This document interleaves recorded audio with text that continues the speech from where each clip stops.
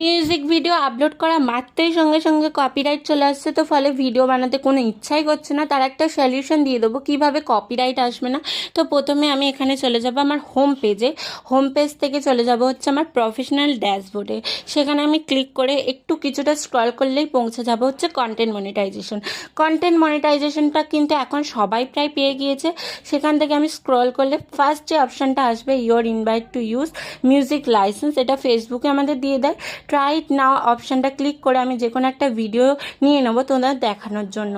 তো সেখানে আমি অডিওটা ক্লিক করব, করে যেটা মেন যে মিউজিকটা রয়েছে সেটা আনমিউট করে অ্যাড মিউজিকে চলে যাব।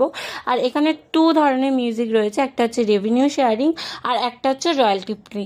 রেভিনিউ শেয়ারিং যেটা, সেটা হচ্ছে ফেসবুকের সাথে তোমাদের যে আর্নিংটা হবে মিউজিকের মাধ্যমে সেটা তোমাদের শেয়ার করতে হবে। আর রয়্যালটি ফ্রিটা হচ্ছে পুরোপুরিভাবে ফ্রি, দুটোতেই কোনো কপিরাইট আসবে না। আর যারা বড় বড় কন্টেন্ট ক্রিয়েটার রয়েছে তারা কিন্তু রেভিনিউ শেয়ারিংই করে, কারণ হচ্ছে তাদের অনেক আর্নিং হয়, তো $1-2 যদি মিউজিকে চলেও যায় তাদের কোনো অসুবিধা হয় না।